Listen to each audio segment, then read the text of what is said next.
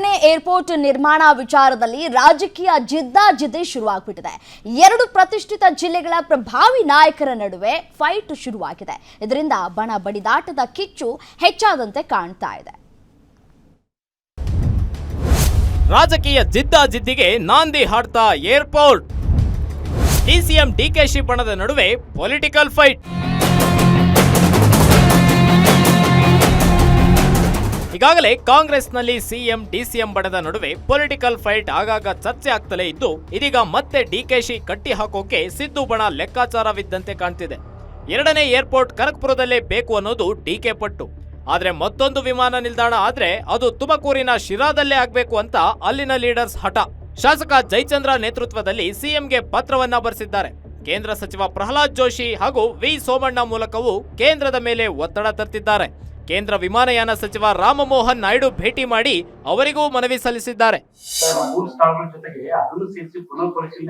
ಮಾಡಂತ ಈಗಿದೆ, ಅದು ಡಿಮಾಂಡ್ ಇದೆ. ಅದ್ರ ನಮ್ಮ ಜಯಚಂದ್ರ ಅವರ ನೇತೃತ್ವದಲ್ಲಿ ಅದಿದೆ ಇರೋದು.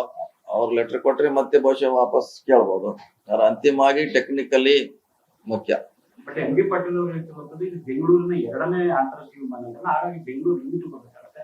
ಮತ್ತೆ ಬಂಡವಾಳ ಹಾಕೋರು ಕೂಡ ಶಿರಾಗ್ ಹೋದ್ರೆ ಬಂಡವಾಳ ಹಾಕ್ತಾರ, ಬರ್ತಾರೆ ಅಥವಾ ಯಾರು ಬರ್ತಾರೆ ಅಂತ. ಅಲ್ಲಾದ್ರೆ ಡಿಸ್ಟ್ರಿಕ್ಟ್ ರಿಪೋರ್ಟ್ ಆಗುತ್ತೆ, ಅದು ಅಂತಾರಾಷ್ಟ್ರೀಯ ವಿಮಾನ ನಿಲ್ದಾಣ ಆಗಲ್ಲ ಬೆಂಗಳೂರು. ನೋಡಿ, ಅದು ಜೊತೆಗೆ ಇದು ಈಗ ನನ್ನನ್ನು ಹಿಡ್ಕೊಂಡು ಉತ್ತರ ಜನ ನಮ್ಮ ಪಾಪ ಅರವಿಂದ್ ಬೆಲ್ಲದವ್ರು ಹೇಳ್ತಿದ್ರು, ಭಾಳಷ್ಟು ಜನ ನಾವೆಲ್ಲ ಬೆಳಗಾವಿ ಹುಬ್ಳಿಯಿಂದ ಆ ಕಡೆ ಚಿತ್ರದುರ್ಗ ಕಡೆ ಬರ್ತೀವಿ, ಆ ಕಡೆ ಏರ್ಪೋರ್ಟ್ ಆದರೆ ನಮಗೆಲ್ಲ ಅನುಕೂಲ ಆಗ್ತದೆ ಅಂತೇಳಿ. ಸೊ ಆ ಕಡೆ ಏರ್ಪೋರ್ಟ್ ಅಂದರೆ ಅದು ಟುವರ್ಡ್ಸ್ ಎಲ್ಲಿ ನೆಲಮಂಗಲ ಬರ್ತದಲ್ಲ ಈಗ, ಅಥವಾ ಬಾಯಲ್ಲಿದೆಯಲ್ಲ, ಇದು ಆ ಕಡೆ ಜನಕ್ಕೆ. ನಾವು ಸಿರಾಗ್ ಮಾಡಬೇಕು ಅಂತಂದರೆ ಹಿರಿಯರಿದ್ದಾರೆ, ಜಯಚಂದ್ರ ಅವ್ರಿಗೆ ಗೌರವ ಕೊಡ್ತೇನೆ. ಸಿರಾಗ್ ಮಾಡಿದ್ರೆ ಅದು ಬೆಂಗಳೂರು ಇಂಟರ್ನ್ಯಾಷನಲ್ ಏರ್ಪೋರ್ಟ್ ಆಗಲ್ಲ. ಅದು ಏನಾಗ್ತದೆ, Tumakuru district airport, Tumakuru Sira Chitradurga airport ಆಗ್ತದೆ.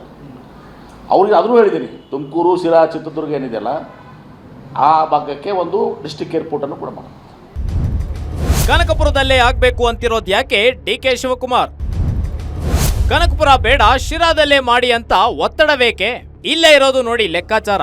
ಕನಕಪುರದಲ್ಲಿ ಏರ್ಪೋರ್ಟ್ ಮಾಡಿದ್ರೆ ಅವಾಗ ಇಂಪ್ರೂವ್ಮೆಂಟ್ ಆಗುತ್ತೆ, ಕೈಗಾರಿಕೆಗಳು ಬರುತ್ತವೆ, ಬಂಡವಾಳ ಹೂಡಿಕೆಯಾಗುತ್ತೆ, ಜಮೀನಿಗೆ ಚಿನ್ನದ ಬೆಲೆ ಆಗುತ್ತೆ, ರಿಯಲ್ ಎಸ್ಟೇಟ್ ಕುದುರುತ್ತೆ, ಆ ಭಾಗ ಸಂಪೂರ್ಣ ಡೆವಲಪ್ಮೆಂಟ್ ಆಗುತ್ತೆ ಅನ್ನೋದು ಡಿಕೆ ಶಿವಕುಮಾರ್ ಲೆಕ್ಕಾಚಾರ.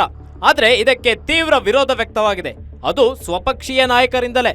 ಶಿರಾದಲ್ಲೇ ನಿಲ್ದಾಣ ಮಾಡಿದ್ರೆ ಒಳ್ಳೆಯದು ಅಂತ ಪರಮೇಶ್ವರ್, ರಾಜಣ್ಣ, ಸತೀಶ್ ಜಾರಕಿಹೊಳಿ, ಜಯಚಂದ್ರ ಪಟ್ಟು ಹಿಡಿದಿದ್ದಾರೆ. ಇಲ್ಲಿ ಅಭಿವೃದ್ಧಿಯದ್ದು ಒಂದು ದೃಷ್ಟಿಕೋನವಾದ್ರೆ ಮತ್ತೊಂದು ಡಿಕೆಶಿಯನ್ನ ಕಟ್ಟಿ ಹಾಕುವುದು ಅಂತಲೇ ಲೆಕ್ಕಾಚಾರ ಹಾಕಲಾಗ್ತಿದೆ. ಒಂದೇ ಅದರಲ್ಲಿ ಹಳೆದೇ ಹೊಸದಿಲ್ಲ, ಒಂದೇ ವರದಿ ಅದನ್ನೇ ಸಾಧಕ ಬಾಧಕ ಬಗ್ಗೆ ಚರ್ಚೆ ಮಾಡಬೇಕಷ್ಟೇ. ವರದಿ ಬಗ್ಗೆ ನಿಮ್ಮ ಒಕ್ಕಲಿಗರು ಮತ್ತು ಲಿಂಗಾಯತ ಶಾಸಕರದು ವಿರೋಧ ಇತ್ತು. ಈಗಲೂ ಸಹ ವರದಿಯನ್ನ ಕ್ಯಾಬಿನೆಟ್ ಸಬ್ ಕಮಿಟಿಗೆ ವಹಿಸಬೇಕಾ ಅಥವಾ ವರದಿಯನ್ನು ಅಂಗೀಕಾರ ಮಾಡಬೇಕು? ಅದು ನಾಳೆವರೆಗೆ ವೇಟ್ ಮಾಡ್ಬೇಕು. ನಾಳೆವರೆಗೆ ವೇಟ್ ಮಾಡಿ, ನನಗೆ ಗೊತ್ತಿಲ್ಲ ಅಲ್ಲ, ಸರ್ಕಾರ ಏನು ನಿರ್ಧಾರ ಮಾಡ್ತದೆ ನನಗೂ ಗೊತ್ತಿಲ್ಲ. ನಾಳೆವರೆಗೆ ಕಾದು ನೋಡೋಣ. ಏರ್ಪೋರ್ಟ್ ವಿಚಾರವಾಗಿ ಶಿರಾದಲ್ಲೇ ಏರ್ಪೋರ್ಟ್ ಆಗಬೇಕು ಅಂತ ಹೇಳಿ ಬಯಲುಸೀಮೆ ಮತ್ತು ಉತ್ತರ ಕರ್ನಾಟಕದ 30 ಮಂದಿ ಶಾಸಕರು ಸಿಎಂಗೆ ಲೆಟರ್ ಬರೆದಿದ್ದಾರೆ. ಜಯಚಂದ್ರ ಅವರ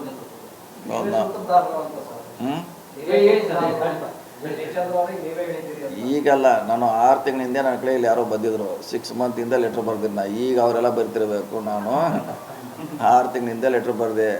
ಏರ್ಪೋರ್ಟ್ ವಿಚಾರವಾಗಿ ಸ್ವಪಕ್ಷದ ನಾಯಕರ ವಿರೋಧಕ್ಕೆ ಪ್ರತಿಕ್ರಿಯೆ ನೀಡಿರೋ ಡಿಕೆ ಶಿವಕುಮಾರ್ ನಯವಾಗಿಯೇ ಉತ್ತರಿಸಿದ್ದಾರೆ.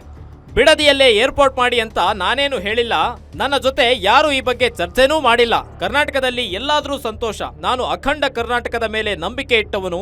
ನನಗೆ ಚಾಮರಾಜನಗರ, ಬೀದರ್ ಎರಡೂ ಒಂದೇ ಎನ್ನುವ ಮೂಲಕ ತಿರುಗೇಟು ನೀಡಿದ್ದಾರೆ. ಕರ್ನಾಟಕ ರಾಜ್ಯಕ್ಕೆ ಎಲ್ಲಾದ್ರೂ ಓದೆ, ನಾನು ಅಖಂಡ ಕರ್ನಾಟಕದ ಬಗ್ಗೆ ಅಪಾರವಾದಂಥ ವಿಶ್ವಾಸ ಇಟ್ಕೊಂಡಿರೋ. ನನಗೆ ಚಾಮರಾಜನಗರ ಒಂದೇ, ಬೀದರ್ ಒಂದೇ, ಗುಲ್ಬರ್ಗನೂ ಒಂದೇ. ನನಗೆ ಕೆಲವು ಆಸೆಗಳನ್ನ ಹೇಳ್ಕೊಳ್ತಾರೆ, ತಪ್ಪೇನಿದೆ ಬಿಡಿ. ನಮ್ಮ ಭೂಮಿ ಬೆಲೆ ಕಡಿಮೆ ಇದೆ, ಅಲ್ಲಿ ಮಾಡಿ ಅಂತ ಹೇಳ್ತಾರೆ. ಸೆಂಟ್ರಲ್ ಮಿನಿಸ್ಟರ್ಗಳು ಅದಕ್ಕೆ ಸೆಂಟ್ರಲ್ ಗೌರ್ಮೆಂಟ್ ಡಿಸಿಷನ್ ತಗೊಳ್ಳೋದು. ನಾವು ಒಟ್ನಲ್ಲಿ ಡಿಕೆಶಿ ವಿರುದ್ಧ ತಿರುಗಿ ಬಿದ್ದಿದ್ದ ಸ್ವಪಕ್ಷೀಯ ನಾಯಕರು ಇದೀಗ ಎರಡನೇ ಏರ್ಪೋರ್ಟ್ ವಿಚಾರದಲ್ಲೂ ಡಿಕೆಶಿಗೆ ಸೆಡ್ಡು ಹೊಡೆದಿದ್ದಾರೆ. ಕನಕಪುರದ ವಿಮಾನ ನಿಲ್ದಾಣ ನಿರ್ಮಾಣಕ್ಕೆ ವಿರೋಧ ಹೊರಹಾಕಿದ್ದಾರೆ. ಇದು ರಾಜಕೀಯ ಜಿದ್ದಾಜಿದ್ದಿಗೆ ಕಾರಣವಾಗಿದೆ. ಇದಕ್ಕೆ ಡಿಕೆಶಿ ಯಾವ ರೀತಿ ಕೌಂಟರ್ ಕೊಡಲಿದ್ದಾರೆ ಅನ್ನೋದು ಸದ್ಯಕ್ಕೆ ಕುತೂಹಲ. ಕವನ Shivanna, political bureau, guarantee news, Bengaluru.